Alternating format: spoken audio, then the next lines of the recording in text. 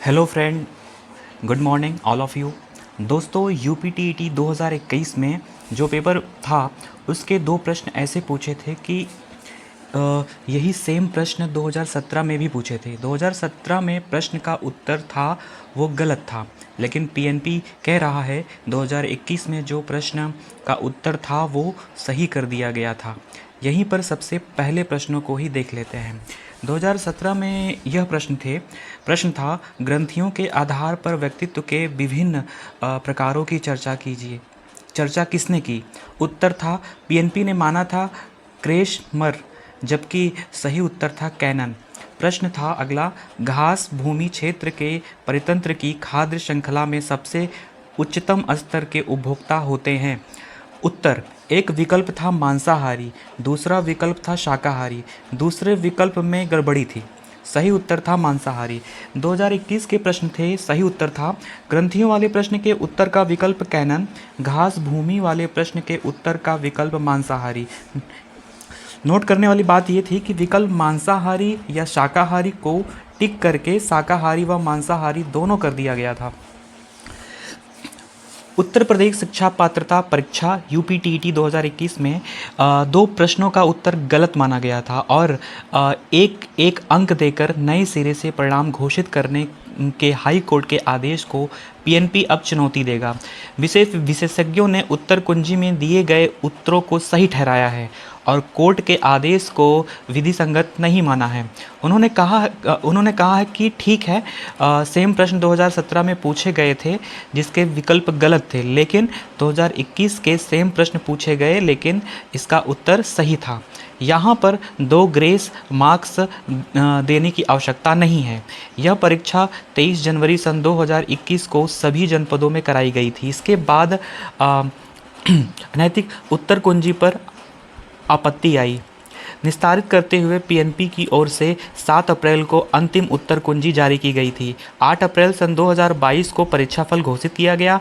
इसमें कुछ अभ्यर्थियों ने वर्ष 2017 की यूपीटीईटी के दो प्रश्नों के उत्तर को गलत ठहराते हुए हाई कोर्ट में चुनौती दी थी। हाई कोर्ट ने उत्तरों को गलत मानते हुए एक एक अंक देने के निर्देश दिए थे। दोनों प्रश्न 2021 की यूपीटीईटी में भी पूछे गए थे। तो मामला यह है कि एक एक अंक देने की बात कही गई थी, तो अब इसको चैलेंज करेगा पीएनपी और ग्रेस मार्क नहीं देगा। फिलहाल ये प्रक्रिया और आगे जाने वाली है। सीएचएसएल के 3712 पदों पर भर्ती होनी है। आवेदन शुरू हो चुके हैं। एसएससी के वेबसाइट पर जा कर के 7 मई तक अभ्यर्थी आवेदन कर सकते हैं।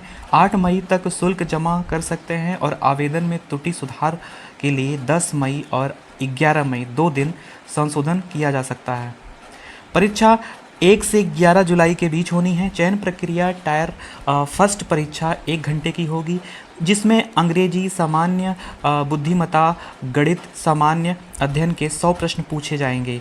यह प्रश्न 200 अंकों का होगा और आधे अंक की नेगेटिव मार्किंग भी होगी। इसमें सफल होने वाले अभ्यर्थी टायर 2 परीक्षा में बैठेंगे और उसके साथ ही कौशल परीक्षण भी होगा। यहाँ पर ध्यान दीजिए, लास्ट डेट जो है वो 7 मई तक है। आवेदन में जो है शुल्क जमा करने की अंतिम तिथि है 8 मई और त्रुटि सुधार 10 और 11 मई तक 2 दिन किया जा सकता है।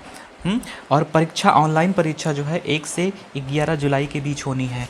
सीएचएसएल के अंतर्गत केंद्र सरकार के विभिन्न विभागों एलडीसी, लोअर डिवीजन क्लर्क और जूनियर सेक्रेटरी, असिस्टेंट आईएसए और डाटा एंट्री ऑपरेटर डीईओ आदि पदों पर भर्ती होती है। इन पदों के लिए एज लिमिटेशन 18 से 27 वर्ष है। ओबीसी, एससी और दिव्यांग अभ्यर्थियों को इसमें छूट दी जाती है। आवेदन के लिए योग्यता इंटरमीडिएट है और एसएससी के वेबसाइट पर ही जाकर आवेदन हो सकेगा। आवेदन शुल्क 100 रुपये ऑनलाइन माध्यम से ही जमा हो सकेगा। आवेदन से पहले अभ्यर्थियों को 1 टाइम रजिस्ट्रेशन OTR कराना होगा। TRI फर्स्ट परीक्षा 1, 2, 3, 4, 5, 8, 9, 10 और 11 जुलाई को कराई जाएगी।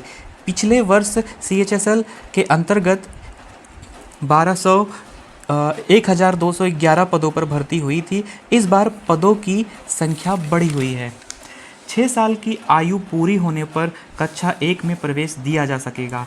बेसिक शिक्षा विभाग ने कक्षा 1 में प्रवेश के लिए अभ्यर्थियों की जो एज लिमिट है उसको काफ़ी कड़ाई से पालन करने को कहा है। और एक तरीके से देखा जाए तो एडमिशन अब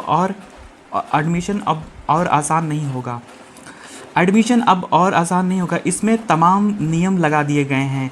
सबसे बड़ी बात यह है कि कक्षा 1 में दाखिला बच्चे की आयु 6 वर्ष होने पर ही होगी। बेसिक शिक्षा विभाग ने इस बार नियम को सख्ती से पालन करने को कहा है।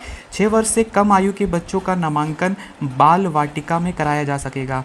विभाग ने कहा है कि 1 अप्रैल सन 2024 को 6 वर्ष की आयु पूरी करने वाले को कक्षा 1 में नामांकन दिया जा सकेगा। नामांकन के समय बच्चे का आधार नंबर नहीं है तो उसके अभिभावक का आधार नंबर दर्ज किया जा सकेगा। और यदि माता पिता का आधार नहीं बना है तो नामांकन के 2 सप्ताह के अंदर इसे बनवाना होगा। बेसिक शिक्षा विभाग ने निदेशालय प्रताप सिंह ने कहा है कि इसके साथ ही साथ परिवार का राशन कार्ड नंबर और उसकी श्रेणी भी दर्ज की जा सकेगी। उन्होंने कहा है कि